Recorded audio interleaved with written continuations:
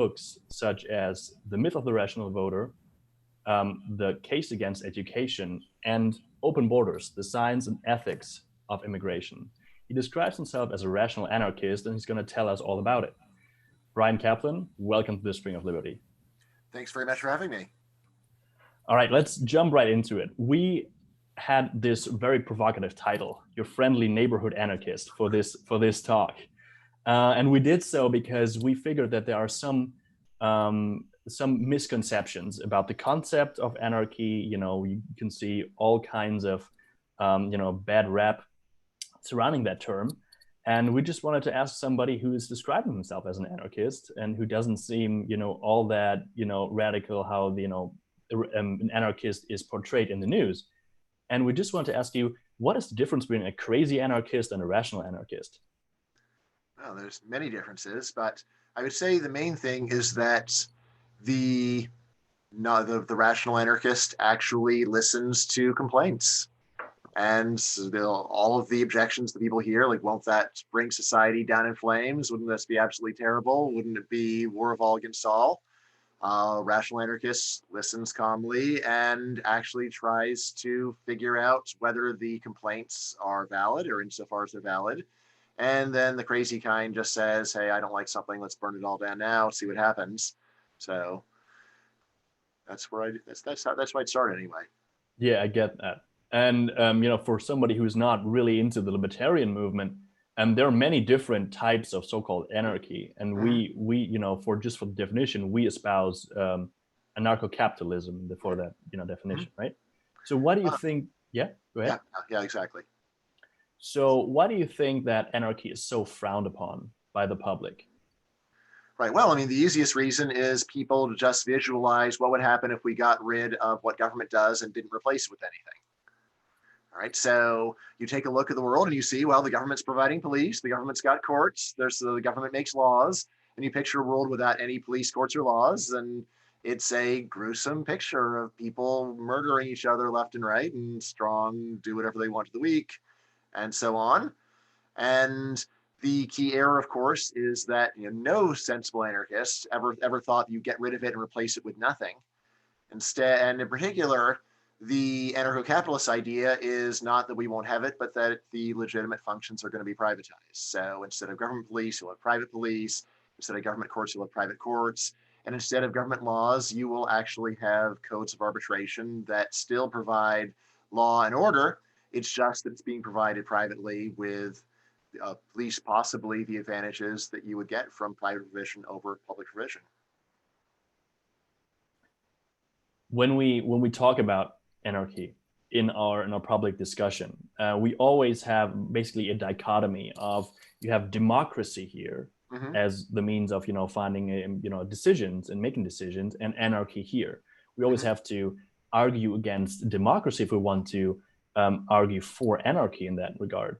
A basis for democracy is the assumption that the voting mechanism and the voters themselves are rational. You wrote a book called The Myth of the Rational Voter. So what is the myth of the rational voter? What is that theory all about? Well, I'd say that the simplest way of putting it is the myth of the rational voter says that if most people think that something's a good idea, then it's probably a good idea.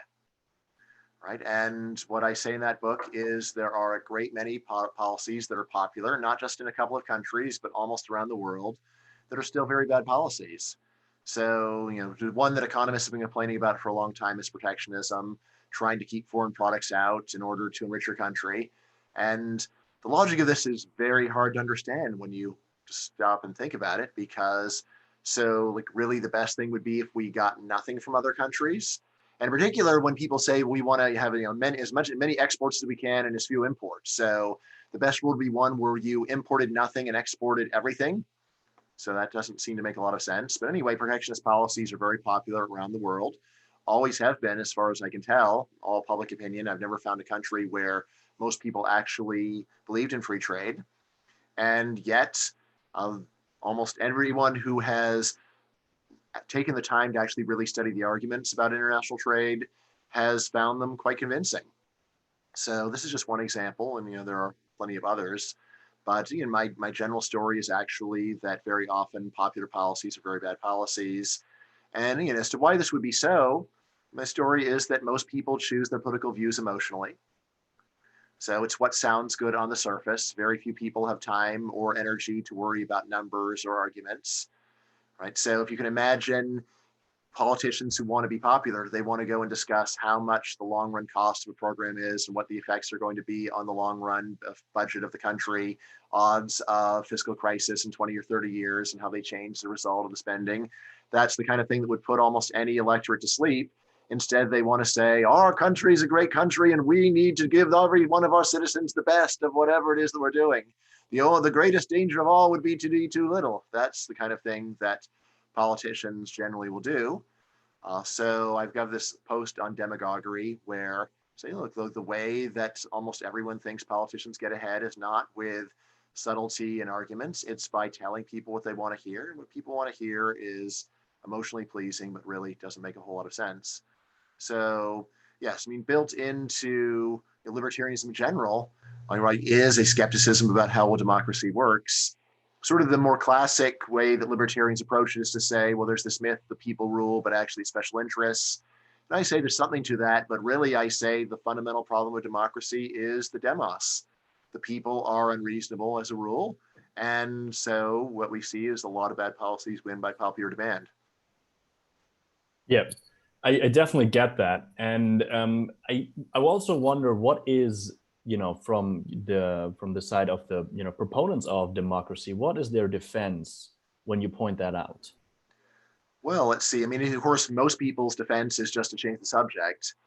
In terms of the Yeah. other defenses, so there is the democracy is the worst system except for all the others defense. It's a famous quote from Winston Churchill, which, by the way, I believe appears on page 3 of my book. So there's a lot of people have quoted it to me like I've never heard it before. So if you just read 3 pages, it would already be there. So there's that. Then, of course, there's actually saying, no, you're wrong and protectionism's good, or, you're wrong and not worrying about the long run fiscal impact is actually good because we've got tons of money and we got nothing to worry about. So there's that. There's sort of the ad hominem of what makes you think you're so special. Who are you? Who are you to judge? Or just like like the arrogance implied by your statements is so terrible. So you're terrible. There's that.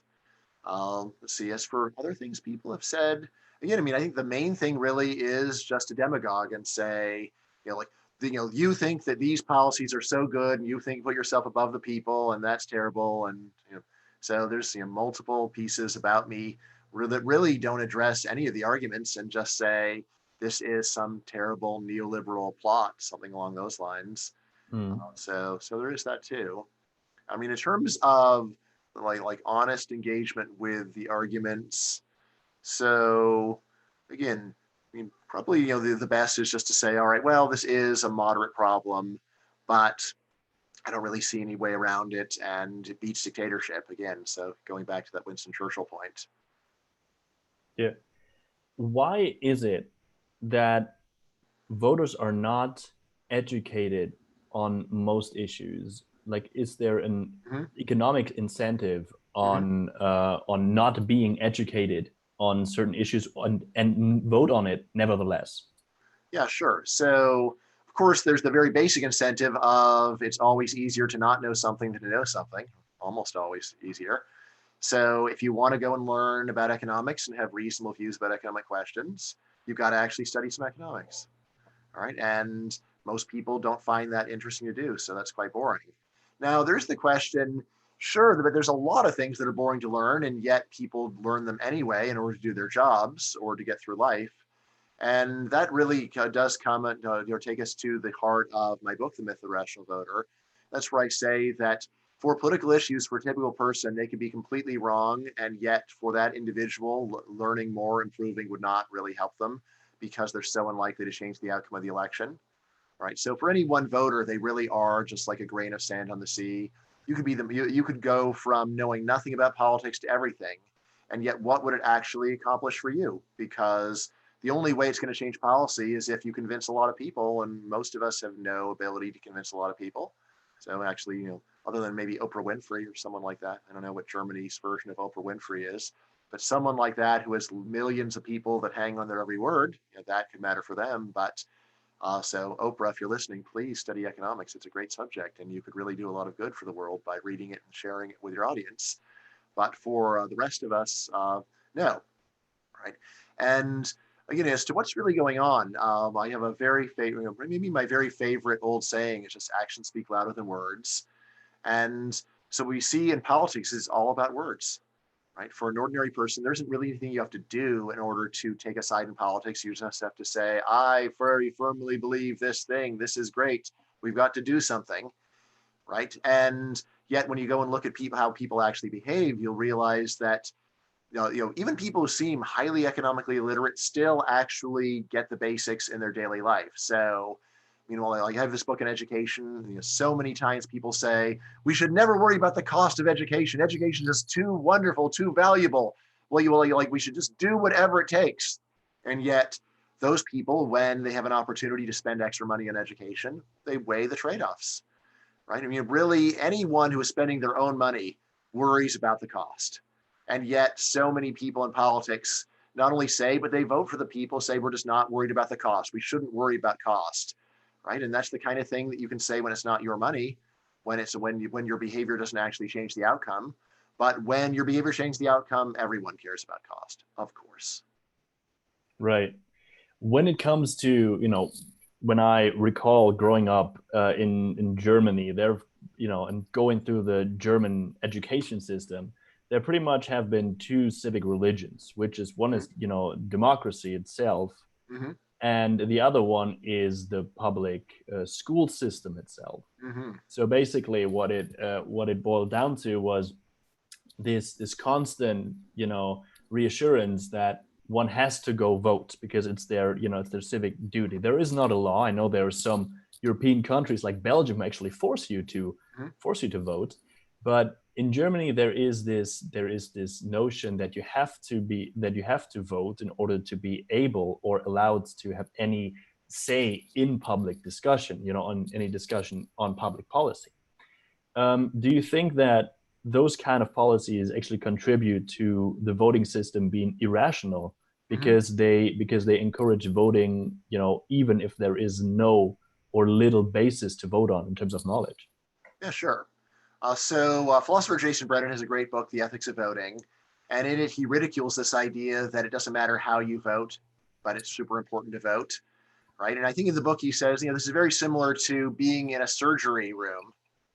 And someone says, it doesn't matter where you cut, just cut somewhere. Right. And, the point is, no, if you don't know what you're doing, not only is it should you not encourage people to, encourage participation, but they should not participate. It is morally wrong to participate when you don't know what you're doing. And what is the problem? The problem is that you are participating in a system where you don't really know what you're doing. And so it's negligent, right? And, now this is especially true if you take a look at public opinion, you realize how bad unschooled public opinion is and say, look, people who have not studied economics just have terrible views on economics. It's not that they miss a few fine points. It's that they don't understand the fundamentals. And like fundamentals like what? My favorite fundamental of economics is just the secret of mass consumption is mass production. Always analyze policies from the point of view of what the effect on total production is, right? But in any case, so there is this civic religion and encouraging and you're putting pressure on people to participate when they don't know what they're doing. I say it's just a terrible thing to do. Far better to reverse the pressure and say, don't participate unless you know what you're doing. If you haven't studied carefully, right, it is irresponsible to participate, right? And by the way, so there is an interesting question. When you look at public opinion, you'll see that generally the public supports worse policies than exist. So as bad as I say policy is, it's not as bad as what public opinion would advocate. And I think at least part of the explanation is that people that know less tend to participate less, and then they mess the system up to a smaller degree than they would if they were participating fully. That's an interesting point, actually, because when you say that from an economic point of view, right, that the economics supported by the public are even worse than the ones, basically, proposed by the politicians, which got voted in. Would you then, I think you said once that, they are kind of in this catch catch 21 that they are 22, right? 22. 22, right? So that they're in this catch 22, basically saying like, if I do what the public wants me to do, I run the risk of just wrecking the whole thing, and they will kick me out for that. And if I don't do that, they get mad at me because I didn't do what they told me to do. Yeah. Can you elaborate on that, and what are the implications on democracy in and of itself then? Right. So if you're a politician, on the one hand, you know the public has just a lot of crazy views, like they just want problems solved regardless of cost. At the same time, if you actually start solving problems regardless of cost, you're going to bring your country to financial ruin very quickly. And so what is a politician to do? They can listen to what the public wants, and in that case, they will lead to total disaster, or they can ignore the public and then they're going to be thrown out of office. And what actual politicians generally do, in my view, is they try to strike a balance between avoiding disaster and avoiding losing office, because what they're doing is so unpopular. So you can see this, like when there's inflation. So very often, the public wants price controls. Politicians often will have some idea that there's going to be shortages that will be caused by the price controls. And so the politicians may put in price controls, but not full price controls, in the hope that they can get credit for doing something, and yet they won't actually crash the whole economy. So yeah, that's a very common situation that politicians find themselves in.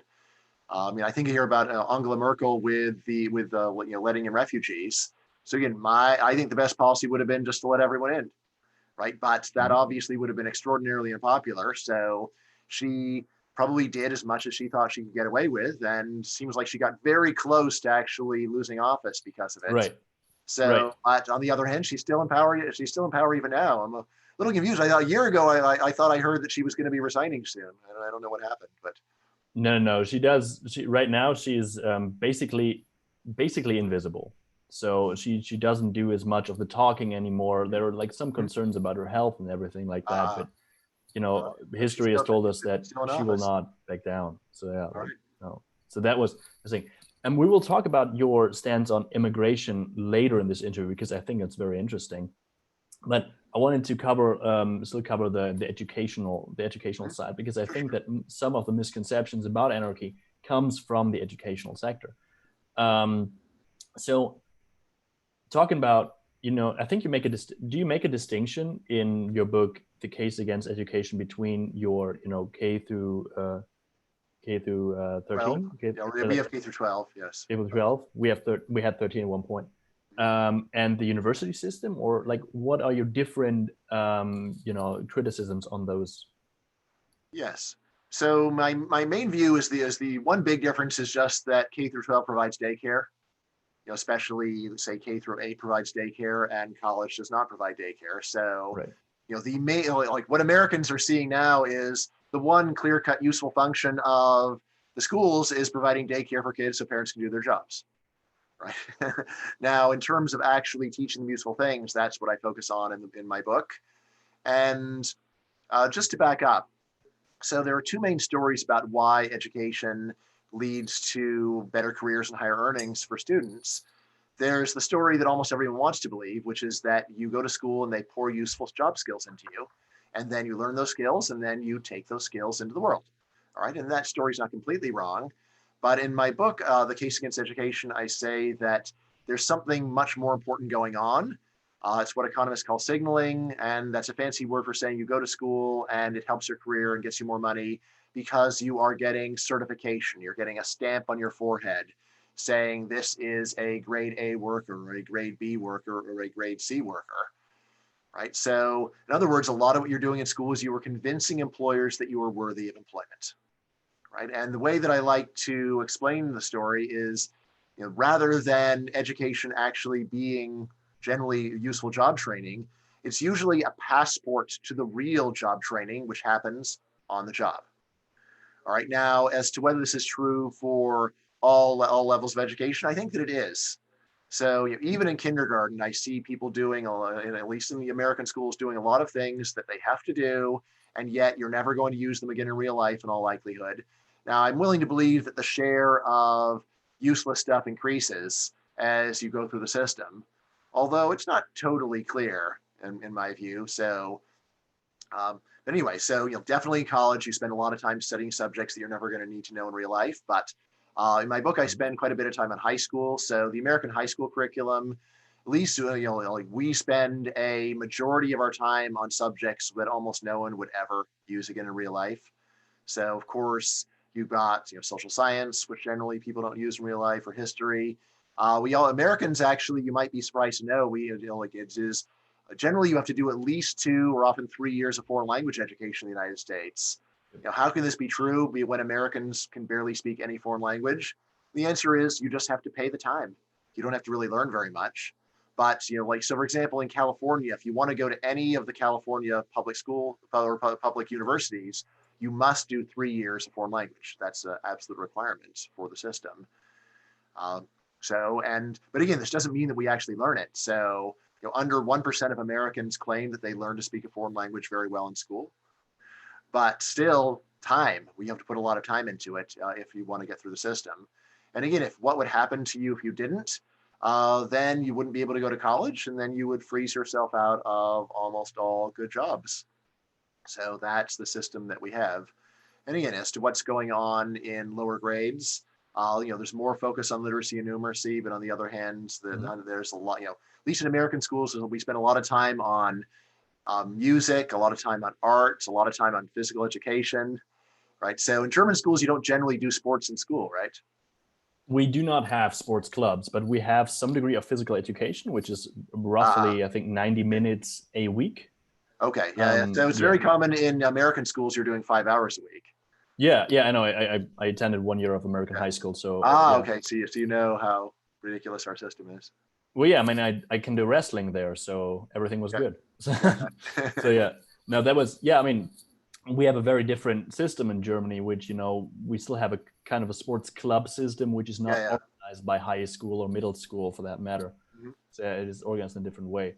However, we're like, our education system in the lower grades is more strict in that regard, that we completely outlawed homeschooling, for example. It's completely forbidden. Yes. Is it temporarily legal now, or what's going on? I think we're in legal limbo right now. I don't know. Like, it is it has been. They have been very, very careful. I mean, for the historical background, that outlawing of homeschool came into effect in the 30s. Yes. So wait, the Nazis did this? Yeah. Yeah. And some wasn't late Weimar. It is very weird, because at one point I'm very sure they must have forgotten about getting rid of that one, right? Because because it's so not them. But for some reason they kept it. It's very weird. So the motivation to do it was basically to ensure that there is some degree of curriculum control in that regard, and they never let go of that one. So I mean, I remember that when I was in Germany, even German libertarians were kind of frightened about homeschooling. And when I was saying, well, I homeschool my older kids, and they were saying, oh, but the government regulates what you're doing, right? No. The government tells you what to teach. No. So you just do whatever you want? Yes, that's right. So that's freedom. But yeah, and that's actually a good point, because that relates to anarchy in a very nice way. If nobody tells you what to do, what do you do? Like, there are free market providers of such curricula, and you can just have a look into it, right? Like, how do you do that? Yeah, so of course, each person is free to do it their own way. So of course, there are a lot of religious homeschoolers in the U.S., and for them, teaching their religion is a big part of it. Mm-hmm. Although still, of course, they're generally teaching literacy and numeracy. For me, I tailor this around what my sons want. So my sons want like an ultra academic education where we master various bodies of knowledge. So that's what we do. So, like, we just started with algebra in 7th grade, and then just marched through calculus by the end of 9th grade. All right. So, and similarly, they spent a year learning European history in great detail. They've learned Spanish, not the American way, the real way. So they actually can speak Spanish fluently. So that's the kind of thing that I want to do. Of course, most people don't want to do that.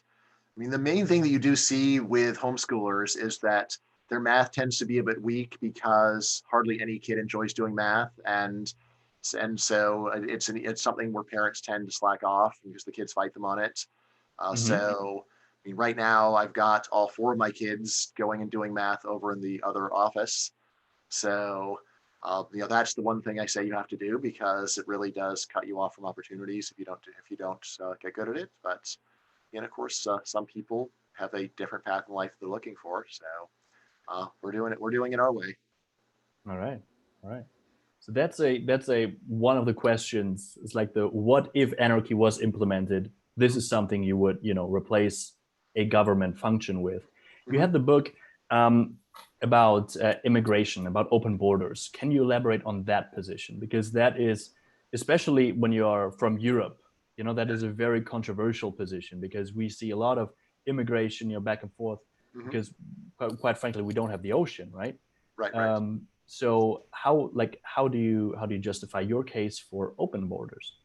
Right. So I say, for Europeans, of course, you've already come very far in the direction of open borders by opening up immigration between EU members. Right. Which, I mean, actually, I would say that is the best example of a move to open borders in the last 80 years or so. So pretty incredible move, actually. But in any case, so what I say about open borders is this. First of all, preventing a person from living and working where they want is a terrible thing to do to another human being. Right? So how would you like it if you were born in Haiti and you were stuck there? Right? So it's the kind of, which doesn't mean that it's absolutely wrong no matter what, but it means that it's the kind of thing that requires justification. Right? Definitely for libertarians. For libertarians, just casually say it's okay for government to regulate immigration. I just can't even imagine how libertarian could get to that point of view. But really, just for any normal person, regardless of your views, to say, look, there's a person who's born in a poor part of the world or a scary part of the world, and they would like to leave. Is it okay if they leave and go someplace else where they like it better?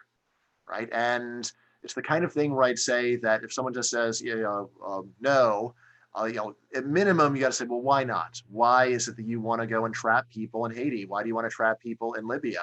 Like, why are you doing this to another human being? Right. And in my book, I then go over the main arguments for why, despite the horribleness of doing this to someone, it's still okay overall. So I've got chapters on economic effects, on fiscal effects, cultural effects, political effects, right? And then I just go through those. In terms of the affirmative argument for immigration, just besides this one of it's a terrible thing to do to someone, so you should only do it for a good reason. That's in the chapter on the economic effects. That's where I go over this research where they try to figure out, well, what would happen if anyone could take a job anywhere? And the standard answer from everyone who's looked at this is there would be an astronomical gain in the production of mankind, because what immigration restrictions do is they trap valuable human labor in unproductive parts of the world. Yep. Right. So in the same way that in the United States, people often have the last century, people have been moving from farm country to urban areas because in the farm country, there's just not much to do. And in the urban areas, they're much more productive. That's a pretty obvious point. But similarly, like, why do Haitians want to leave Haiti? They want to leave to go to some place where they make more money. But they make more money because they're more productive in Miami than they are back in Port-au-Prince. Even if all you're doing is shining shoes, the reason people shine shoes is to save other people time. So saving the time of someone who has a higher income is more valuable for society than saving the time of someone who has a low value of time. But I mean, this is really obvious for something like agriculture. When you move Mexican farmers from Mexico to the US, they grow vastly more food in the US than they would have grown back in Mexico, which enriches the world. It doesn't just move farm production from Mexico to the US. It increases total farm production by moving the farm workers to a place where they accomplish more. So anyway, when economists have tried to measure what is the actual social gain to the world of letting anyone work anywhere, usual estimate is something like the production of the world would double, which is a greater gain than for any known other policy that anyone's ever proposed. Comes down to immigration restrictions are the most economically devastating regulations that exist on Earth, right? And even just to understand what's going on, if you go and imagine that we had been on this shutdown forever. So imagine from time immemorial, almost all jobs are illegal. People are not allowed to do or not allowed to do almost anything. And then you come along and said, hey, if we got rid of the shutdown, there'd be a vast increase in production and life would be a lot better. All right. So, ignore virus. Just imagine you have these regulations for no good reason, right? For no plausible reason at all. Right. All right. And you come and say, look, we just get rid of these laws and we can double production. Right. People would just say, that's crazy, doubling production. Oh, come on. And what about all the jobs that would be destroyed if anyone could just go and open up, anyone could go and compete? Imagine what would happen to all the takeout businesses if you could have sit-down dining. No. We can't allow this. All right. Now, since this is a recent occurrence, we know what would happen if we got rid of the regulations, which is there'd be a lot more production because the regulations are crushing human potential. All right. What I say is that immigration restrictions are just like that. We've had them for about 100 years and we take them for granted. And because of that, we don't really miss all of the losses, but they're there, right? And if we would go and tear down these walls, we would see the production that we have lost and realize, wow, we were wasting so much human potential by keeping it trapped in Haiti or Syria or Libya, when those people could have just moved to a country that works well and gotten jobs and contributed not only to their own well-being, but to the well-being of mankind. Because of course, when you produce a lot more stuff, it doesn't just benefit you, it benefits your customers, right? So the way that I often like to put this, there's even some economists who say, well, immigration's great, but almost all the benefits go to the immigrants. And what I say there is, tell me any other large increase in production that was not broadly beneficial. Did the internet mainly benefit computer programmers? Do vaccines mainly benefit pharmaceutical companies? Do tractors mainly benefit farmers? Of course not. These things all do expand the opportunities of the industry, but they do it by creating a massive flood of production, which then you share with your consumers. Mm-hmm. Despite those like very, very striking benefits of open borders policy, there are still some arguments basically going to who would keep the bad people out, who vets them. How would that look like in an anarchist society with open borders, or would those functions be eliminated, and if not, what would it be replaced by? Right. So, who would keep the bad people out? Of course, you're going to say, who keeps the bad people out of the societies where they're born in, right? And the answer is you deal with them then. So you don't go and punish an enormous number of innocent people because there's going to be a few bad people in there. Instead, you go and wait for some bad person to do a bad thing, and then you deal with it then. So this is, of course, what every country does internally, or not every. Of course, if you're North Korea, then you do something different, but halfway decent countries don't go and lock people up before they've actually done anything, right? Now, many libertarians will also say, well, it'll be up to property owners to go and keep people out if they want to, right? That's true in principle, but what I would say is all observation of the actual economy says that businesses almost never want to keep people out.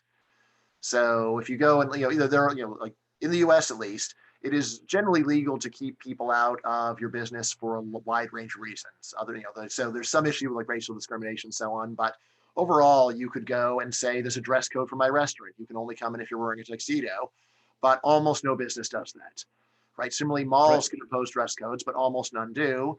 So, basically what businesses do in practice, with a few exceptions, is they welcome virtually all customers unless they're acting completely crazy. Right. And this is what actually seems to be the sensible business decision.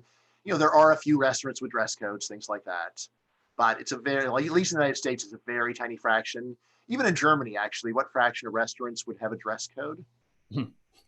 I don't know of any. Yes, it's like 1% probably. However, there's a much more strict legal framework on how you cannot discriminate and how you cannot choose to voluntarily associate. So that's why the U.S. is a better example, because still business, like in the U.S. you will often see businesses with a sign saying, "We reserve the right to refuse service for any reason." Right. It's a common sign in the U.S. So also, no shirt, no shoes, no service. But you'll see that once in a long while, but rarely. Right. I mean, basically, in the U.S., the only people that would be likely to be excluded would be homeless people, visibly homeless people, something like that. But anyway, so The way that a free society deals with bad behavior basically is you wait for someone to actually do something, and then you deal with it then, right? Which of course does create extra risks. What you mean that we can't jail someone until they've actually done something bad? It's like, yeah, well, Absurd. that does create a risk. It's true, right? Like the son of a serial killer, like you're just going to let him walk around until he actually does something violent? Yes, that's our plan, right? Because otherwise you're going to wind up punishing an enormous number of totally innocent people, and that's terrible, right? So Mhm. that is the approach. But of course, this doesn't mean that you wouldn't have homeowner associations with rules and so on. But again, what I'd say is that actual observation says the rules would be quite minimal. So I'm guessing some of your readers have heard about Hansheim and Hoppe, and like in legally, of course, under in a libertarian society, like whoever, a business owner or whoever developed a residential community could impose restrictions, but actual observation says that they hardly ever want to.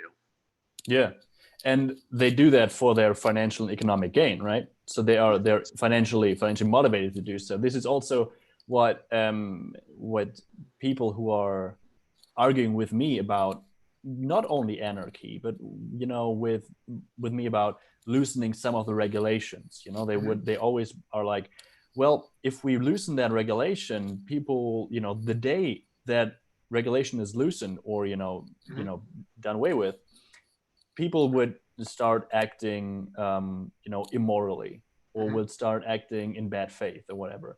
And I always keep telling them, but that would mean that they would be out of business a couple of months down the road. Like, for example, if there's a restaurant who would just discriminate against people based on race, religion, and whatnot, it was very, very hard to find the amount of customers you need to keep running. Sure.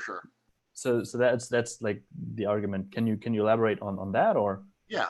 So there's a whole area in labor economics called economics of discrimination, right? And the main punchline of it is that there are strong financial incentives not to discriminate most of the time.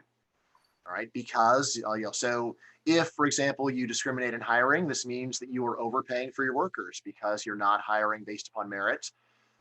If you are, and similarly, like if you discriminate, or if consumers discriminate, this means that they are voluntarily going and paying more for a less desirable product. So again, of course, now could it happen? Yes, it could happen. However, you should not expect the scope of it to be very large. Especially because there's competition. So if there are some firms that permanently have higher labor costs than others because they're discriminating, then that's going to put them at a competitive disadvantage, and they'll tend to go out of business. And similarly, even with consumers. So I've known some Romanians who came to the US. They went back to Romania after communism collapsed. They came back and they were very angry about all the Turkish stores there. And they're like, I can't believe it's terrible. So it's all these Turks are there. And then I had to ask, so did you ever buy stuff from the Turkish places? Oh yeah. Well, we had no choice. We had no choice. We hate them so much, but for what they did to us 100 years ago. But but you have no choice. I'm like, so the Turks run 100% of the stores, and they're like, no, of course not. There's plenty that are still run by fellow Romanians. So how much further would you have had to have walked to buy what you wanted from the Romanian store to the Turkish store? Oh, like an extra block. And so you still bought it from the Turkish store, right? Right. So that's a lot of what's going on with consumer discrimination. People are more likely to say that they have a problem with it than to actually do anything about it, and actions speak louder than words. Now, again, this doesn't mean that it would absolutely never happen, right? And probably the biggest exception here, the biggest reason why we do see discrimination sometimes lasting in free markets is what economists call statistical discrimination. This is like for insurance, where you are agreeing to go and pay for someone's auto accidents, for example, but you don't know a lot of the details about the individual. So in that case, you might say statistically males get in more accidents, so we're going to charge males higher rates. All right. And that kind of thing can and does endure in free markets. Though, of course, over time, when people get more details about you personally, then that changes the way that they treat you, and you get more personalized treatment. But again, so that's a kind where if you try to be noble and say, I'm going to treat everyone as an individual, then that would actually put you at a competitive disadvantage. So there are cases like that, and it's worth keeping in mind. Although when you think about it that way, you realize what we really need to do is to allow the free flow of information so that people are not treated as statistics. Right? So there's that. And then of course, there's always room just for unusual businesses. So, I think it's true that, there could be a few racist restaurants. There could be the Nazi restaurant somewhere in Germany, right, where only Nazis are allowed, right? And I think Germany's a big enough country that they could sustain one such restaurant. Right? All right, it's a big country, but that's what you get with freedom. Is every now and then there's a few weird people that do a terrible thing, but it's a part of free society is saying, well, it's terrible, but we just have to tolerate them. Right, and the question is also like, are there already Nazi restaurant, but they're not, basically, advertised as Nazi restaurants? Yeah. Yes, right. yes. So I mean, the law is pretty much helpless against those establishments right now. So why why would it? Well, it's like black markets generally, where when things are illegal, then it still happens, but it's hard to get the same advantages that you get from advertising. So usual economist story about drug prohibition is that it means that you've got lower quality products, more more adulteration of products, and just worse measurement of the purity of drugs, because like in a normal market you always want to have a great reputation, but in an illegal market it's complicated, because if you have a great reputation in an illegal market, it attracts the attention of the authorities. Yeah. So you've got to weigh the situation before you decide what to do. But the point, like in a legal market, you want your reputation to be as awesome as you can get it. In an illegal market, then you don't want to have a terrible reputation, but you don't want it to be so great that everyone knows who you are and then the police try to get you. Right.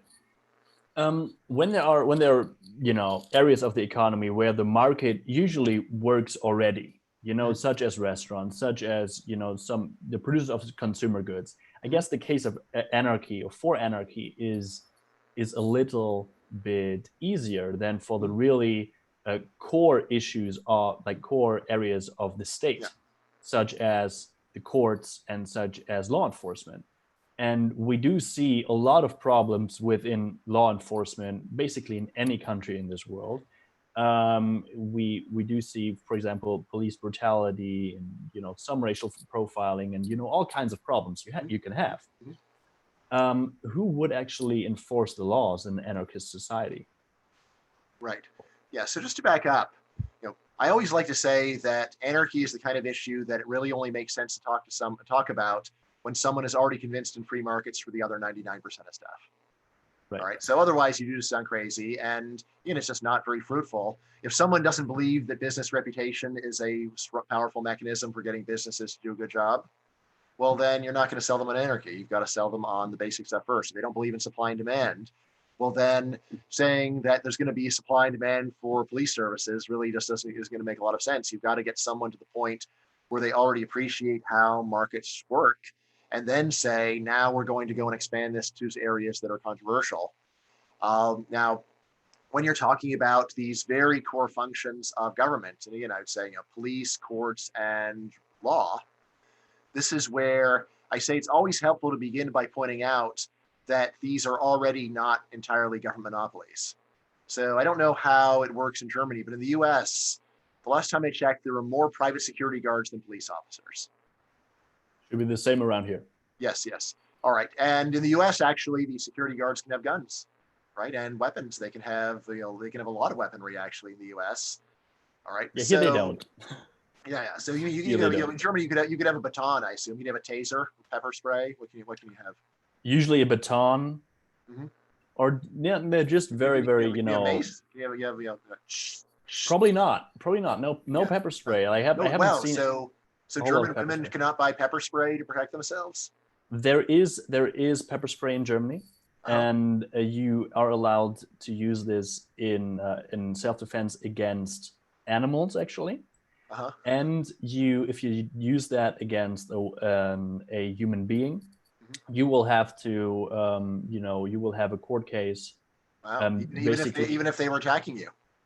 Well, that's what the court case will be about. Ah, You know, okay. you basically making sure that you did this in self-defense. If you're Yeah, found to not have used this in like 100% clear self-defense, you might get in trouble. I see. All right, but anyway, so in the U.S. we have enormous numbers of security guards, and no one is afraid of them. No one. Yeah. All right. You know, and all of the Black Lives Matter things that I've read, I can't remember any time anyone was talking about security guard brutality or anything like that. And definitely no one here is worried about the security guards joining forces and seizing control of the government or anything like that. So Yeah. clearly people are very comfortable with having private police. And then there's the question of how about if we increase the ratio of private police to public police more? How about if we made, instead of making it 3-2, we made it 5-1 or 10-1 or 50-1, right? How about if more and more of these functions were handed over to private security? I think if you think of it that way, it's like, so when is the point when you are confident that this starts to become a problem, right? And that's the way that I like to think about the issue and just changing someone's mind on this. And then similarly for courts, right now, actually in the US, we have a very well-developed arbitration system. For example, if you have any problem with your credit card, you don't go to court.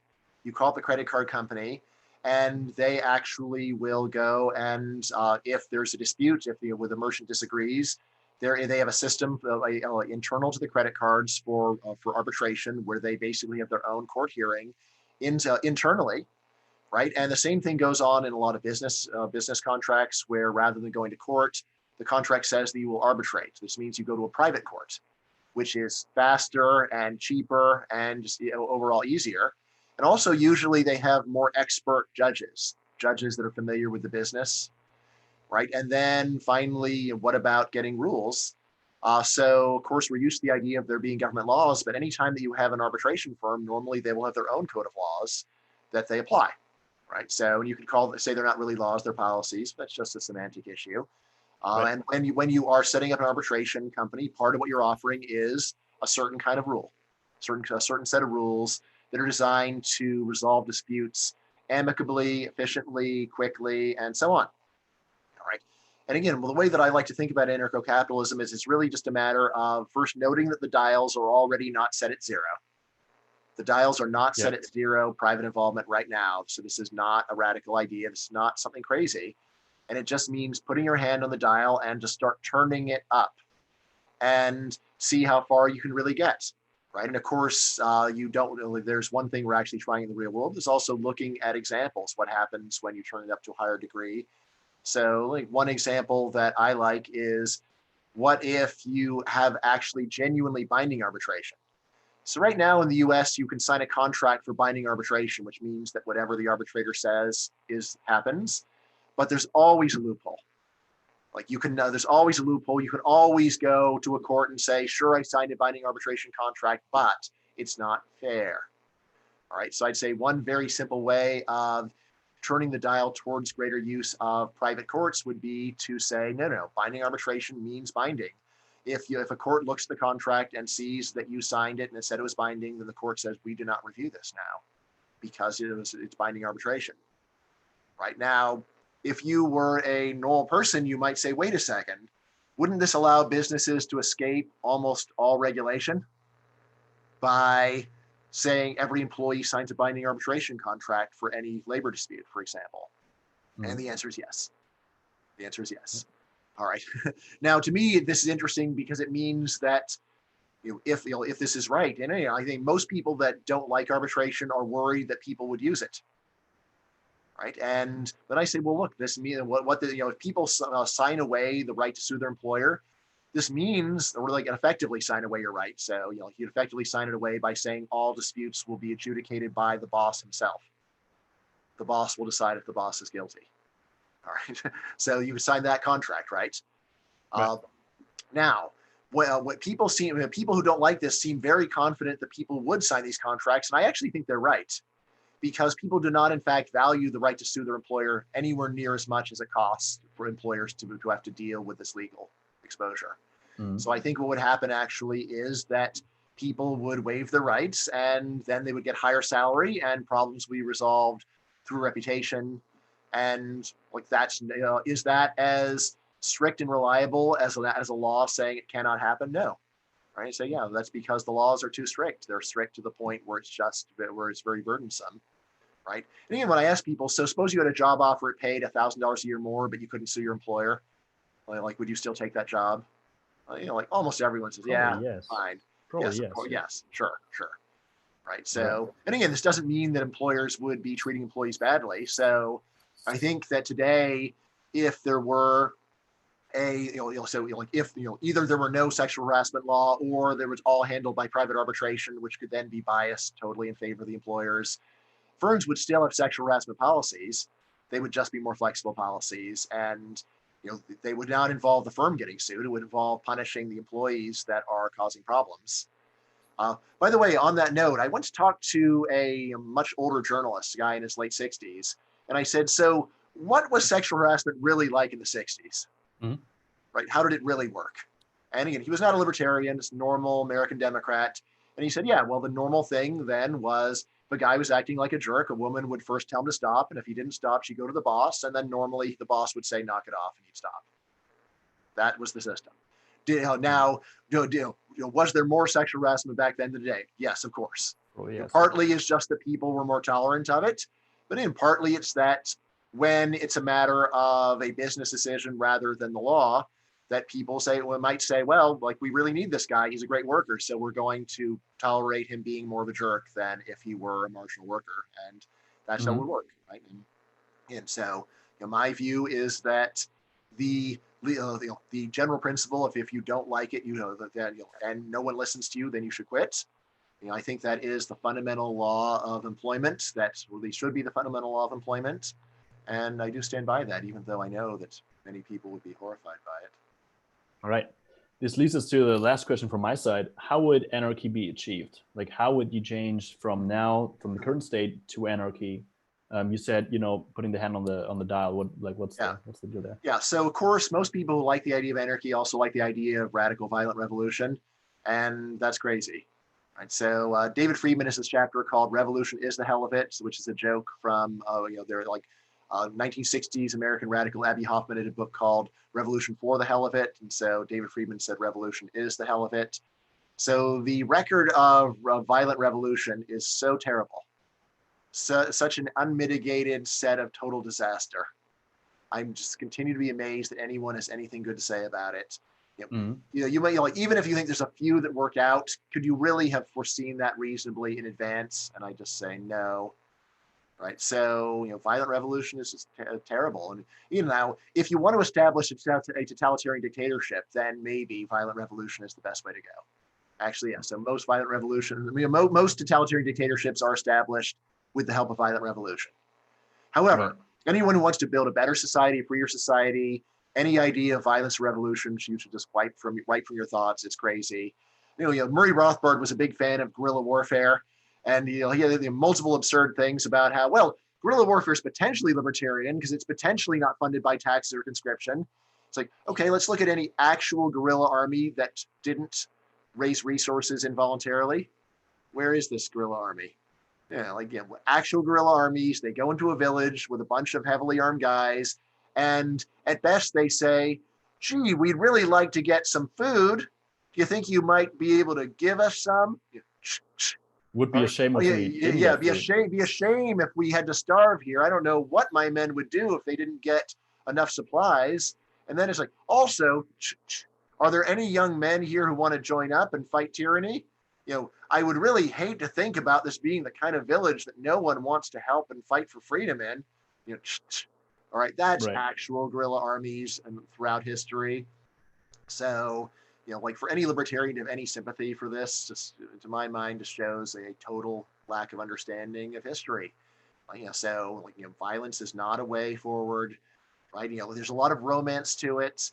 And there's the pride of dying on your feet instead of living on your knees, but just forget all of that nonsense. That stuff is terrible, right? So if you don't have that, then what's left? So, I've got other things that are not as bad as violent revolution. So there's persuading people. What we're doing right now, perhaps a little bit, right? All right. And yes, and how effective is it? It's slightly effective. That's afraid that's all that I can tell you. But In terms of progress, yes. So just moving the dial, right? So to small steps, just like legalize binding arbitration, creating more role for private police, letting security guards carry pepper spray and guns, and over in Germany, stuff like that. These are all steps in the right direction. In terms of big changes again, so like arbitration is a huge deal. Like there's so much of the internet is based on it. So again, and then of course is also just holding the line of no privacy regulation.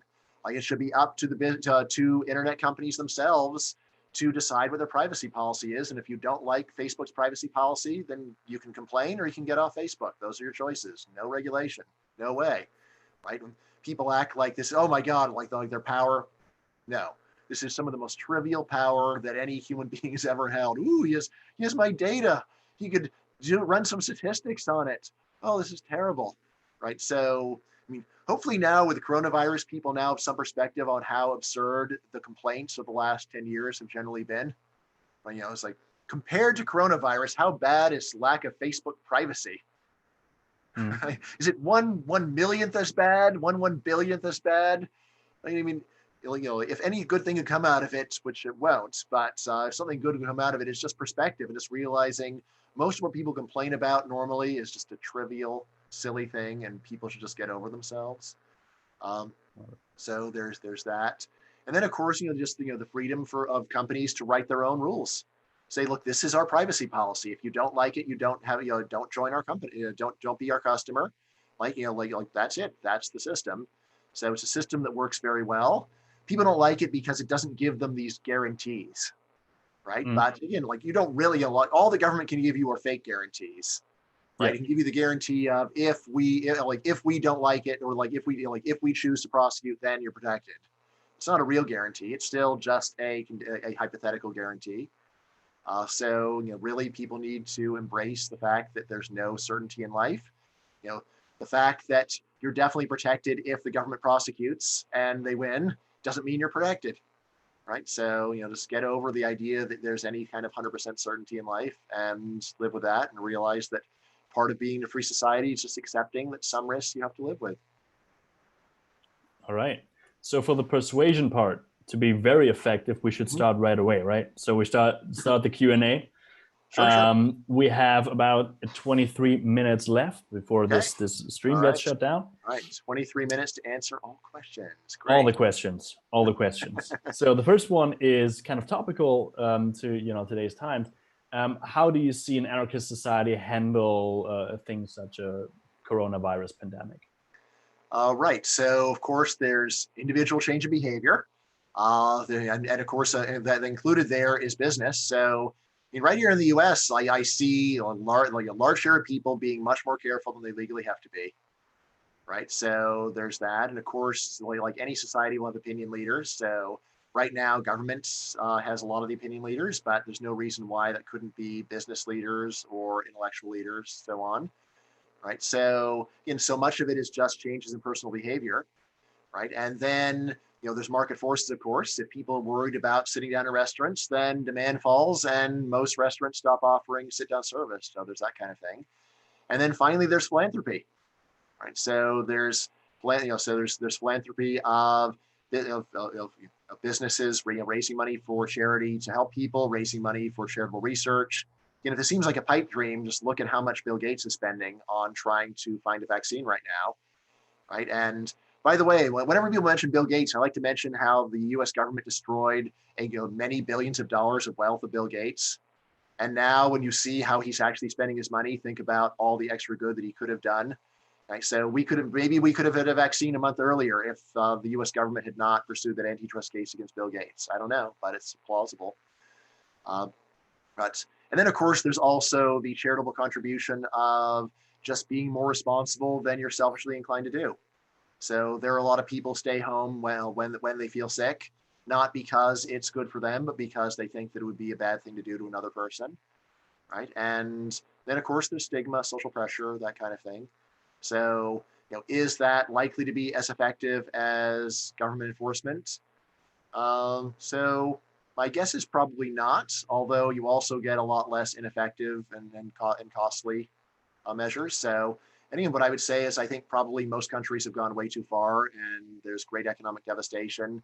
And for a lot of the marginal policies, at least, I think there's very little actual gain to health. So, there's plenty of places where you can't ride a bicycle. Probably to Germans that seems kind of crazy, and I think it is pretty crazy. Like how much spread of disease you're preventing from that. So, Right. so that's where I would go. And again, the other thing to remember is that even if you thought the government is better at handling things like this are only happening about 1% of the time. So it doesn't make sense to choose a policy that is better just because it's better 1% of the time. Yeah, I totally agree with that. There's a question. Is the private prison system in the US an example of turning towards a more anarcho-capitalist system, given as many, of the moral hazards it actually has in there?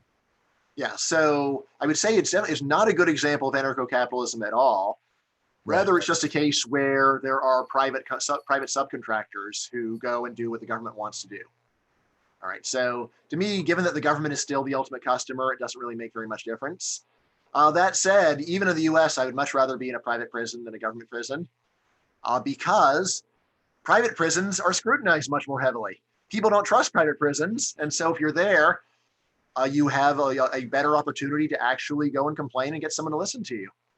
Right. And I think that means that private prisons are a little bit more worried about abuse and a little bit more worried about the conditions. So if I had to be in prison in the US, I'd rather be in a private prison, although I'd regard it as like 5% better. Right. I don't think it would make much of a difference. Because again, the main thing going on is that the government is the customer. So when we have private prisons holding refugees, I don't wave the flag and say, "Yay, private prisons." I say, these are terrible accomplices of a monstrous government. Although still, I think that if I were a refugee, I'd rather be in the American private prison than in the government prison system because maybe someone will take pity on me if I'm victimized by a private prison. But whereas almost no one will take pity on you if you're victimized by a government prison. Okay. With the increasing amount of laws, basically in regulations passed around the world right now, and also in the past, how do you think what we can do? What can we do to combat that? Right. So I do have a paper on this. So unfortunately, I have a bunch of things that aren't all that effective. And as far as I know, it's the best we've got. So I'll tell you what the best we've got is. So persuading people. That's what we're doing right now. It's what a whole lot of libertarians have spent their lives doing. Obviously, it hasn't worked that well. But then again, we haven't seen the world where we don't exist. Right. So I think the world where we don't exist is a world that is, say, 10% more socialist than the one that we have. Right. So that's disappointing, but it's still a lot better than nothing, especially for a movement with so few people. Right. So there's just that persuasion. And of course, there's persuasion works on many levels. There's people that talk to a very broad audience, like someone writing in Spiegel. But very often there are bloggers where they have a fairly small number of readers, but the readers are often journalists who then go and talk to a broader audience. So you can have an indirect effect like that. So anyway, so there's persuasion. Then also, very often there are people who have libertarian sympathies who work in government. And very often they have the opportunity to choose a policy. So even though it's a democracy, the democracy doesn't lead to precise policies. It leads to a range of policies. And people that are in government can go and try to push policy in a more libertarian direction. I've long thought that one of the main reasons why we have free trade agreements is because there are people who believe in free trade who are writing those treaties, and they have those government jobs, and they are trying to push policy in a better direction. Right, Annie? And probably the same goes for like the World Bank and the IMF.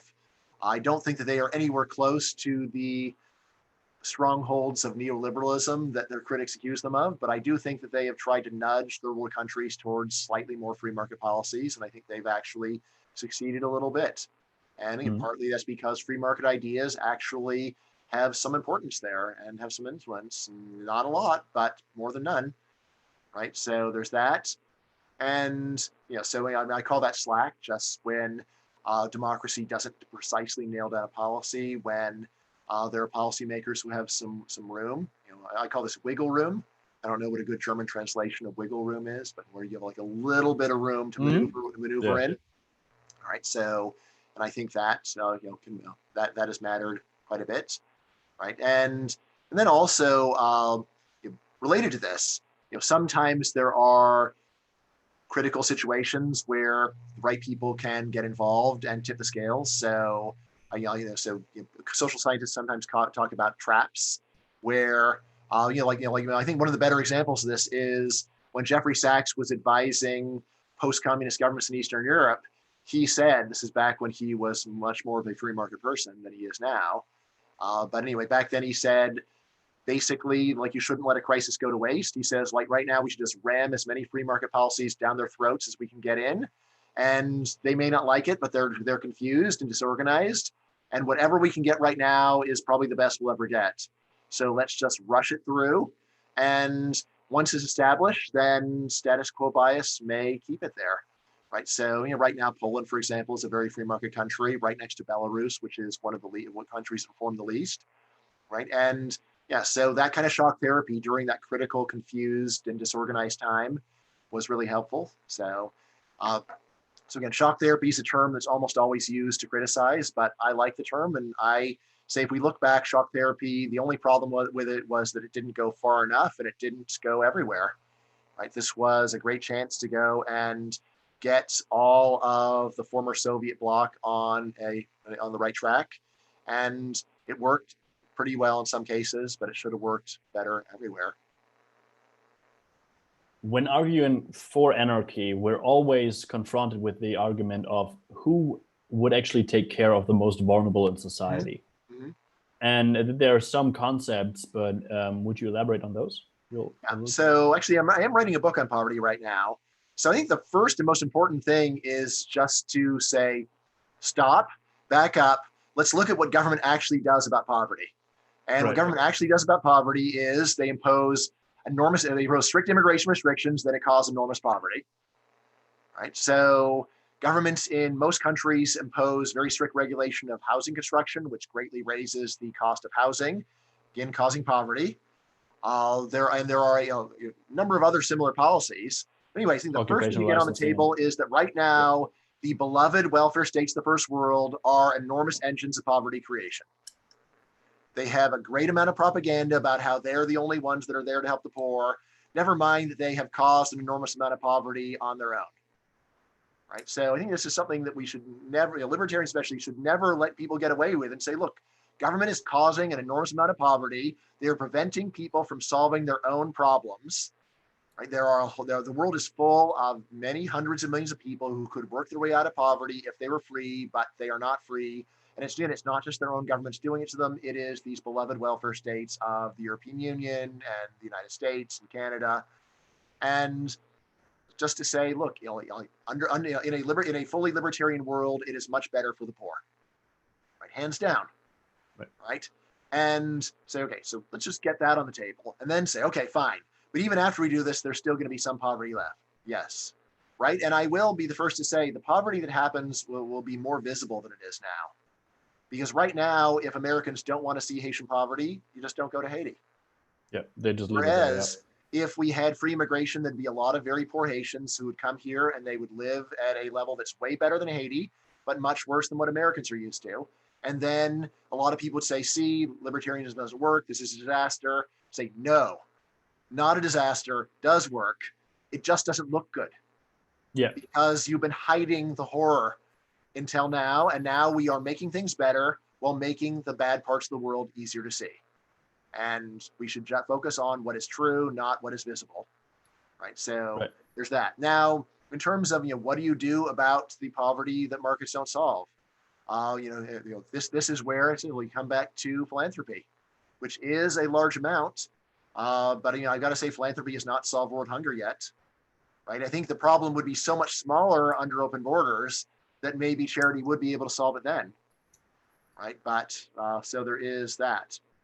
So anyway, just being aware of the large, horrible policies that the beloved welfare states use in order to cause poverty. Of course, their goal is not to cause poverty. They have some other goal, but they don't care about the poverty they cause. Right. Actually, the way that I love to think about the welfare states is think of it as like Pablo Escobar. Right. So you've heard of Pablo Escobar, famous Colombian drug lord. All right. Now, when Pablo Escobar died, he had something like 100,000 people came to his funeral. He was loved. People loved Pablo Escobar down in Colombia. Not everyone, but he had an enormous body of fans. Why? The answer is he gave to charity. He earned money through murder and terror, and then he took a lot of his money and he gave it to orphans. He took a lot of his money and he set up scholarships. He rated health clinics. He spread the money around. And here's the thing. Do you think those people at the funeral didn't know that Pablo Escobar murdered people? Of course they knew he murdered people. Everyone knew that he was murdering people. But for a lot of human beings, you can be a mass murderer, and then you can go and create some health clinics, and they say, well, he did murder a bunch of people, but, he was a nice guy to give money to charity. I want to be at his funeral. Poor Pablo, so I'm sad. This is a normal human reaction. And I say this is really what the welfare state is about. Welfare states are like Pablo Escobar. They do terrible, monstrous things. And we know they're doing these terrible, monstrous things. But they also go and they come up with a program to help blind children. And then the overall emotional evaluation people have of these governments is, oh, well, they're very kind and good, and there's a few bad things going on. But, right? And the right judgment of Pablo Escobar is he was a terrible murderer who covered up his misdeeds by going and throwing some money around. And that's really the best way to think of welfare states too. They do not have the moral high ground, even though most people give it to them. All right. It's basically about what is seen, what is unseen, right? Yeah. Yes. So. But also that double standard for governments versus business, right? So, like here's the thing is, generally the benefits of war are unseen too, right? There's seen costs where we have to go and have a whole lot of people die, and there's destruction and devastation. And then they say, but in the future, things are going to be great because we fought this war. This argument is usually highly effective. Right. So I have this. So I think it really comes down to, if you trust the organization, then when they say we're going to have enormous present costs for long run gains, then you say, oh, yes, absolutely. On the other hand, if you don't trust the organization, then you go, bah, ridiculous. So when business says there's going to be a short run gain, but then things will be better, people say, oh, sure, yeah, right. But sure, if we go and just let businesses go and work on the basis of reputation rather than regulation, oh, everything's going to be great in the long run. Yeah, sure, right. But when governments say we go and we bomb this country into the Stone Age and then it's going to be a peaceful democracy, people are like, oh, yeah. Right, of course. Right, so, yep, look at that. All right.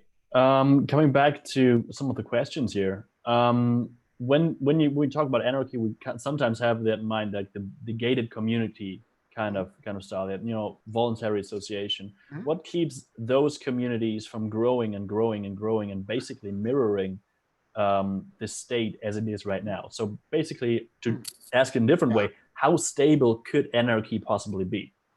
Yeah, so we're talking about homeowner associations. Then I just say there's no question that they're, small size is very stable because the way that you have to expand under free contract is with unanimous consent. So there's a reason why, like in the US, we have a lot of homeowner associations. But when you look at those that have a lot of members, even more than 20, the only way those get formed is if you start up with one developer who owns all the land, and then he builds all the houses, and then he says, if you want to live here, you have to agree to be part of the homeowner association. It's the only way you can get unanimous consent. Yeah. There's no case where you have, say, 50 unrelated homes, and someone says, hey, let's start a homeowner association. Let's all join up, right? If you try to do that, there's always going to be some places that some homeowners that don't want to participate, and then you don't really have it, and the thing collapses or just isn't very effective. All right, now you could say this is a problem with free contract because it keeps things too fragmented, or you could say no, it's a good thing because it keeps things fragmented, right? So this is my story that the basic structure of unanimous consent, which is the fundamental basis of any contract. When you see a skyscraper going up, there could be 20,000 workers. 100% of those 20,000 workers are there voluntarily. Yep. All right. So that's, but well, how can you get 20,000 people to all work together voluntarily? That's one where you say, if you don't like it, don't join the firm. But if you want to go and get a homeowners association, the whole idea is that it's geographic. So to do that unanimously, you would have to get every single person involved unanimously. And that just goes against human nature to get so many people to all agree to do something voluntarily. It also almost never happens. All right. So that's what I would say we're going, so we're going to see under anarcho-capitalism is we're going to see fragmentation. And that does mean that sometimes, even though there would be a public good of getting a bunch of homeowners to all work together, it won't happen. But on the other hand, it also means that you keep it competitive, you avoid cartels, right? So, this is a general economist story about voluntary cartels, is that it's very hard to make them work because there's always going to be a few businesses that won't go along, and that ruins the cartel. All right. So, even OPEC actually, first of all, there's a bunch of countries aren't in OPEC. And secondly, surprisingly, when I like even very mainstream economists who analyze OPEC will generally say it's actually highly ineffective, barely works. Right. Which I was like, really? Yeah, really? This is the normal view. So, all right. And anyway, though the problem there is to really restrict the global supply of oil, you got to get every single country that makes oil in.